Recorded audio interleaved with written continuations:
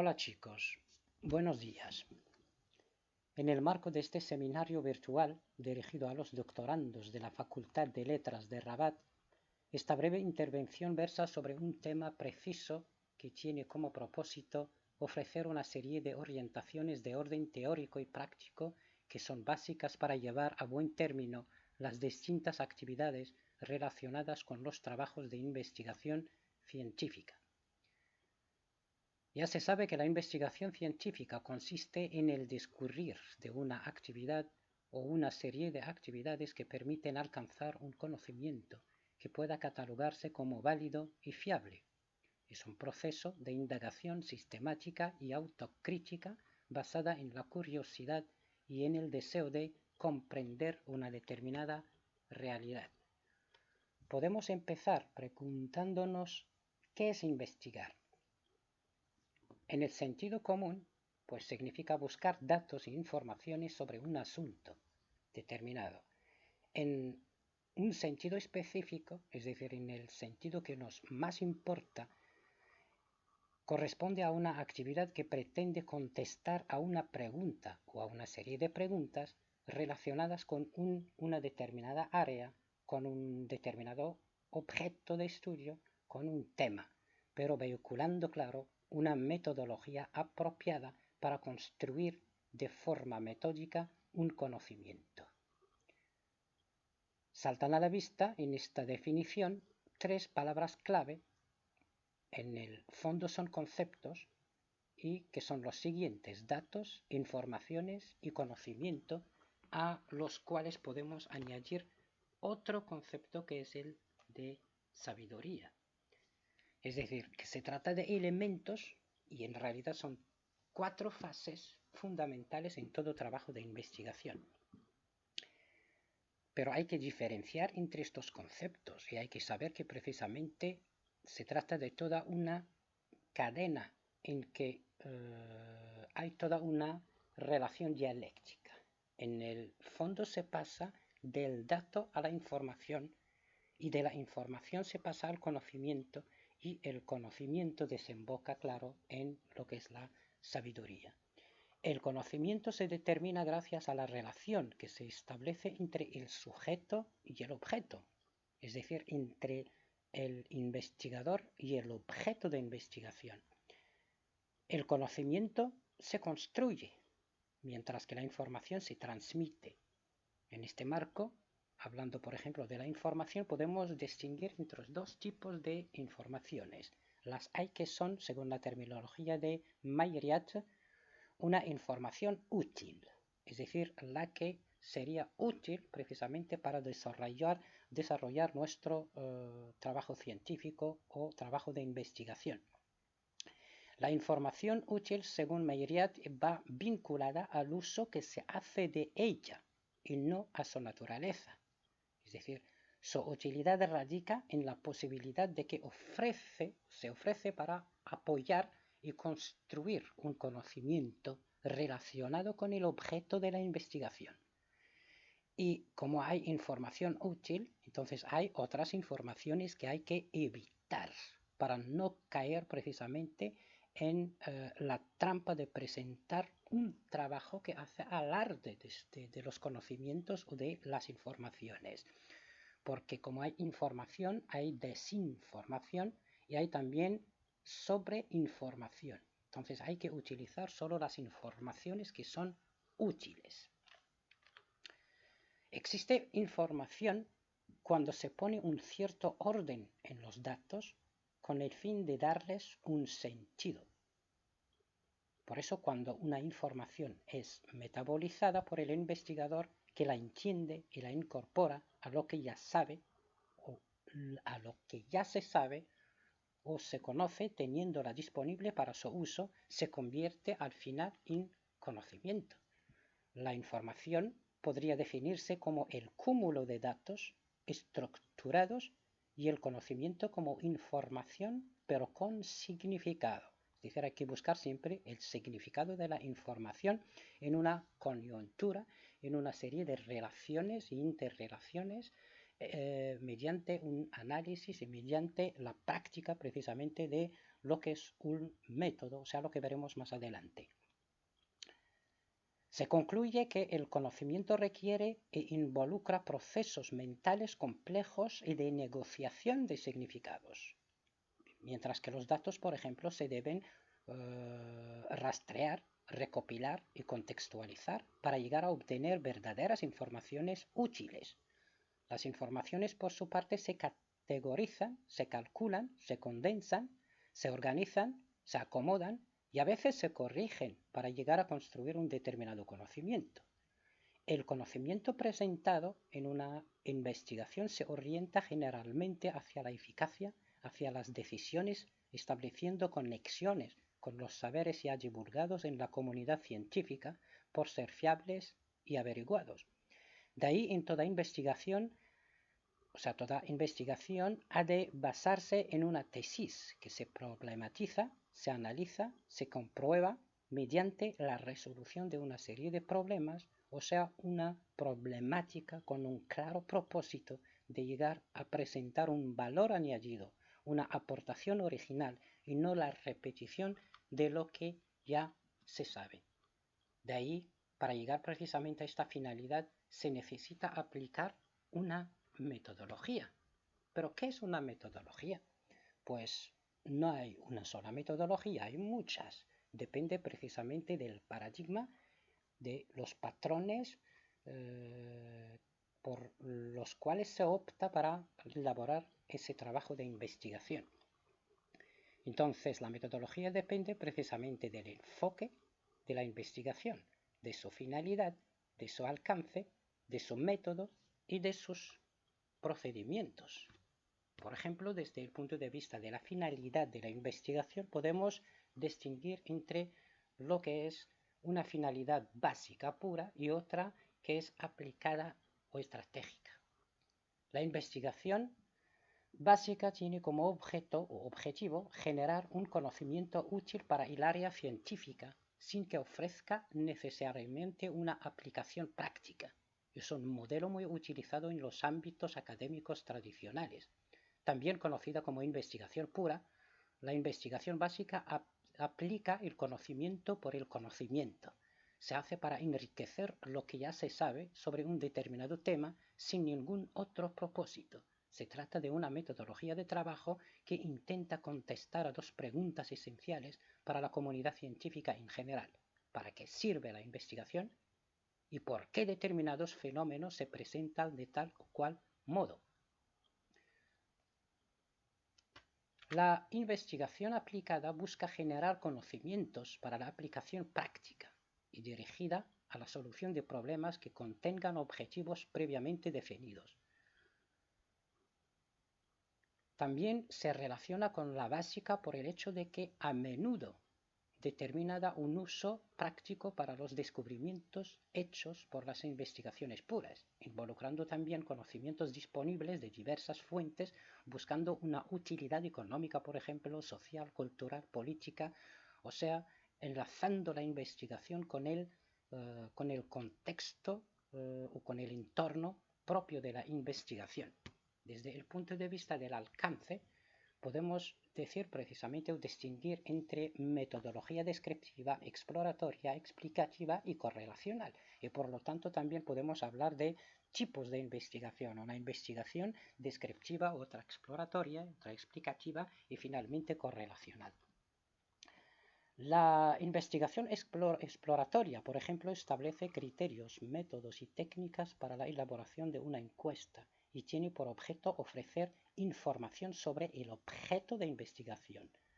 La investigación exploratoria busca el descubrimiento, el hallazgo, la elucidación de fenómenos o la explicación de aquellos que no eran aceptados a pesar de parecer evidentes, mientras que la explicativa o la investigación explicativa registra hechos, los analiza, los interpreta y identifica sus causas. Esta práctica busca ampliar generalizaciones, definir leyes amplias, estructurar y definir modelos teóricos, relacionar hipótesis en una visión unitaria y general. La metodología descriptiva, pues su fruto es generalmente una investigación descriptiva, es así también como se llama, ¿no? Se realiza en el estudio, el análisis, el registro y la interpretación de los hechos de una determinada realidad, pero de un modo objetivo. Eso es, sin la interferencia de la subjetividad del investigador. Y finalmente, pues la correlacional, la metodología correlación permite estudiar las relaciones entre las variables dependientes y independientes. O sea, se estudia la correlación entre dos variables, por ejemplo, o más. Desde el punto de vista del enfoque, podemos hablar también de metodología cualitativa, cuantitativa o cuantitativa. La cuantitativa, tal como lo indica su propio nombre o su propia denominación, es un tipo de metodología que se caracteriza por utilizar técnicas y herramientas estadísticas como principal medio de análisis de los datos obtenidos en una encuesta. El investigador, por ejemplo, se limita a recopilar informaciones cuantificables y aplicarlas, por ejemplo, al software o a otras herramientas técnicas con el fin de analizar los datos. El investigador en este caso es un observador y no debe analizar subjetivamente las cifras obtenidas. Su función se limita en presentar los resultados de manera estructurada con ayuda de tablas y gráficos, por ejemplo.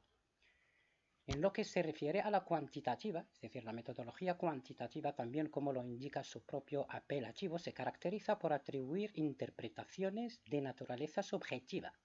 Las técnicas y métodos estadísticos no se incluyen en este modelo, ya que el investigador se centra en características más complejas y no cuantificables, como el comportamiento, las expresiones, los sentimientos, etc.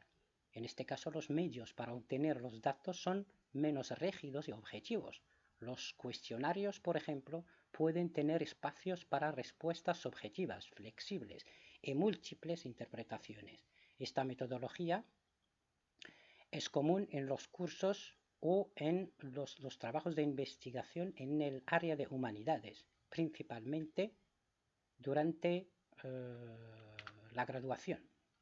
En lo que se refiere precisamente a la metodología cuantitativa, es una mezcla entre las características de la metodología cualitativa y cuantitativa. En este caso, el estudio puede dividirse en dos partes, por ejemplo. La primera consiste en la recogida de datos y el análisis estadístico de estos, y la segunda en un análisis subjetivo de una determinada problemática. Pero siempre hay que hablar de la importancia de la existencia de un método. Y cuando hablamos de método, estamos hablando precisamente de toda una gama, digamos, de métodos que se pueden seguir. El deductivo, por ejemplo, el inductivo, el analítico, el sintético, el experimental, el dialéctico, etc. Pero tenemos que detenernos para explicar precisamente la significación misma del método. ¿Qué es un método?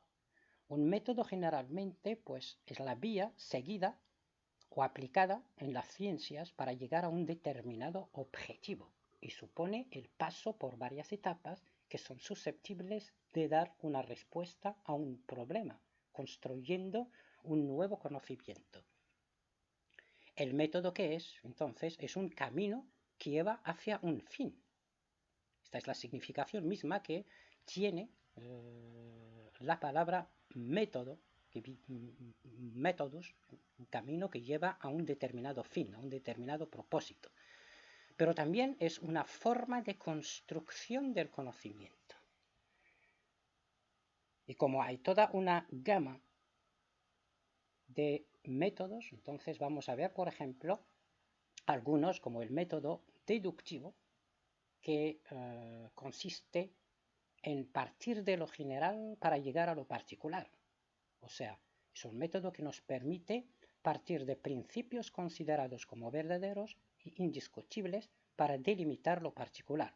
El punto clave de la deducción es la relación lógica que se establece entre proposiciones. Este método es ampliamente utilizado en ciencias como la física y las matemáticas, pero también en humanidades. En ciencias sociales, su aplicación es restringida, debido generalmente a la dificultad de obtener argumentos generales cuya veracidad no pueda ser puesta en duda, puesto que, por ejemplo, la literatura no es una ciencia cierta, no es una ciencia exacta. En lo que se refiere al método inductivo, parte de lo particular, es decir, al revés, de lo particular y tiende a la generalización como un producto posterior del trabajo de recopilación de datos particulares. Se basa por lo común en la experiencia. Algunos casos particulares son observados y constatando resultados similares se procede a la generalización con base en la relación verificada entre los hechos o fenómenos.